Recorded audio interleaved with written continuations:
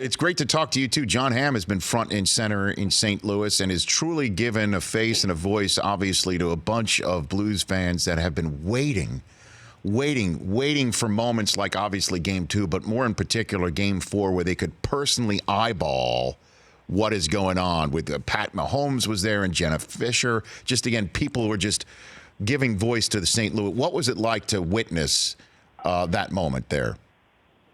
It was fun being a part of it. It's always fun to be a part of an exciting event like this. But I think also to see our game is a collision game. Man, I've talked to NFL players who marvel at the fact that these guys can play 4 of these in a week's time.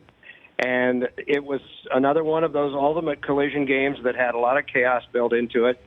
But at the end, there are a lot of times that you can't improve on anything with words.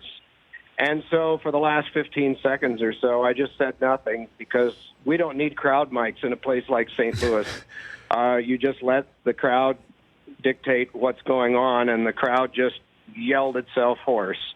And that's the first time they'd ever won a Stanley Cup final game in their own city, and so we let them have it. And we let the organist play the St. Louis Blues song, and we let the horn sound, and people gather around the goaltender and let the pictures tell the story. It was an exciting atmosphere, just like Boston will be, because it always is when they pass the banner around. They've had Bill Belichick there to wave the banner. They've had Bobby Orr to do it, too. I don't know who they're going to come up with tomorrow night, but it'll be fun to find out. Where does the Blues story rank for you, Doc? I mean, a team that was in literally dead last a few days into our calendar year in 2019, turning to a young goaltender catching fire, playing Laura Branigan's Gloria based on them drinking in Philadelphia one night before everything started, and watching a bar break out in that song, and that becomes their rallying cry, an interesting choice of song. But altogether, they go from dead last now to 2 wins away from hoisting the cup for a city that's been dying to see it for the first time. Where does that all rank for you?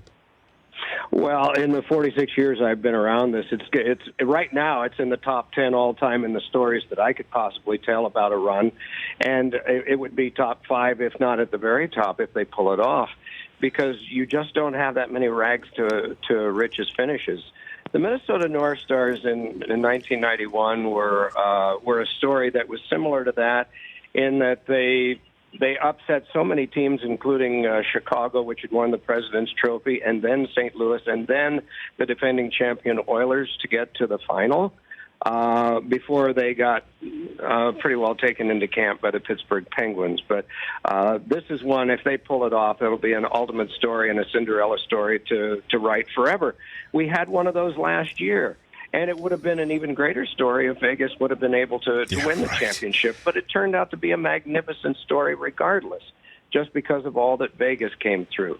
We're just fortunate that we get stories like this seemingly every season in hockey. And occasionally it's a story that gets written right into the Stanley Cup final. And that's what we've got this year. For more of The Rich Eisen Show, tune to Audience Channel 239 on DirecTV for free on BR Live, or download the Rich Eisen Show app.